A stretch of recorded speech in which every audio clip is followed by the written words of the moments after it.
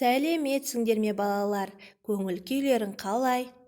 Математика негіздері бүгінгі өтетін тақырыбымыз менің оқу құралдарым. 1-ден 20-ға дейінгі сандар. Балалар, алдымен шаттық шеңберін бірге айтып алайық.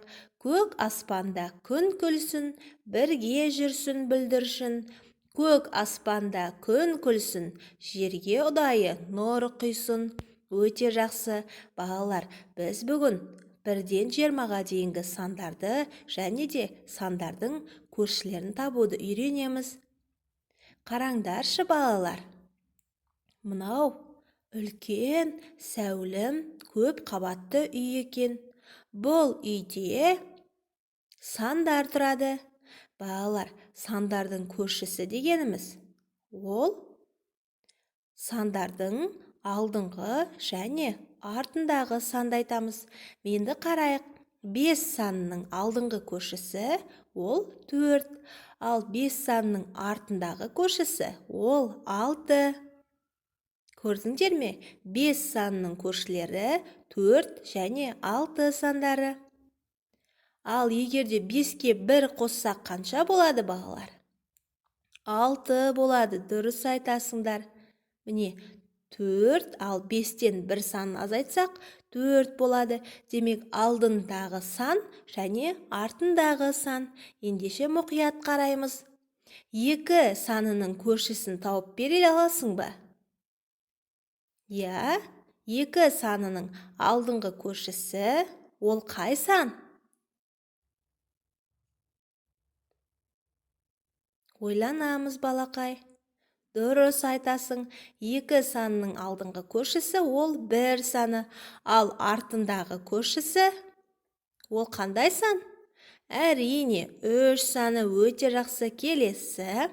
Енді 3 санының алдыңғы және артқы көршісін бірге табайық. 3 санының алдыңғы көршісі ол 2 саны. Өте жақсы. Ал артқы көршісі 4 саны. Дұрыс айтасың. Келесі 4 санының алдыңғы және артында тұрған көршісін бірге анықтайық. 4 санының алдыңғы көршісі 3, ал артындағы көршісі ол 5 саны. Жарайсың. Келесі 5 санының алдыңғы және артқы көршісін анықтай аласың ба? 5 санының алдыңғы көршісі 4 саны. Өте жақсы. Ал артындағы көршісі 6 саны. Сен өте ақылдысың, жарайсың. Келесі 6 саны. 6 санының алдыңғы көршісі дұрыс 5 саны. Артындағы көршісі 7 саны. 7 санының көршісі алдыңғы көршісі 6 саны. Я, өте жақсы. Ал 7 санының артында тұрған көршісі ол 8 саны. Өте жақсы.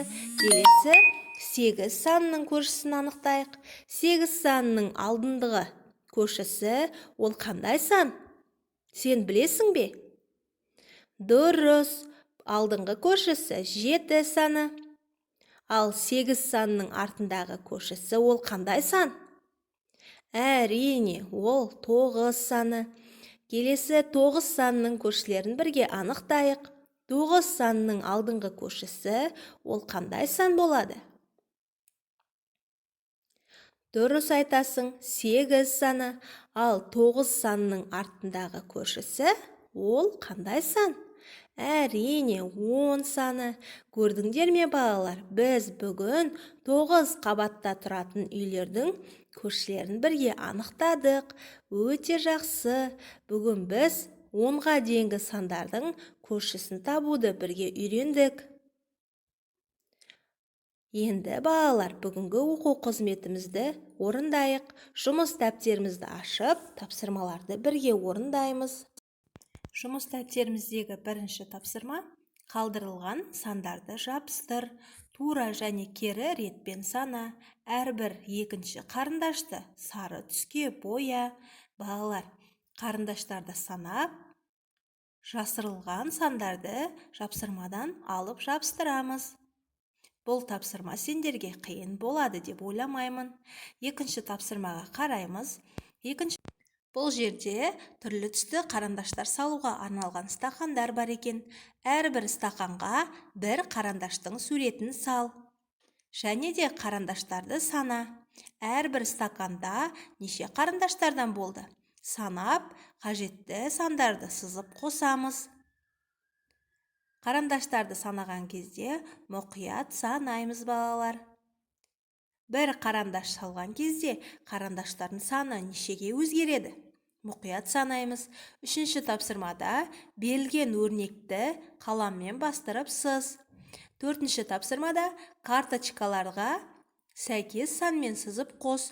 Ортада 11-ден 20-ға дейінгі сандар және де карточкалар берілген. Карточкалардағы дөңгелектерді санай отырып, қажетті сандармен сызып қосамыз.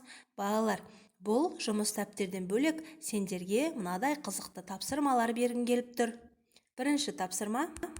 Сендерге арналған тапсырма: заттарды санап, қажетті санмен сызып қос. Балалар, берілген заттарды санаймыз және қажетті санмен бірге сызып қосамыз. Келесі тапсырмамыз сандардың көршісін тап деп аталады. Берілген сандардың алдыңғы және артқы көршілерін табамыз. Бұл үйлерде де дәл солай. Келесі тапсырмада да тура үйлердегі сандардың көршілерін, алдыңғы және артқы көршілерін табамыз. Балалар, мен сендерге бірнеше тапсырмаларды бердім. Тапсырмаларды бірге орындаймыз. Бүгінгі оқу қызметіміз аяқталды. Сендерден кері байланыс күтемін. Сау болыңдар, балалар.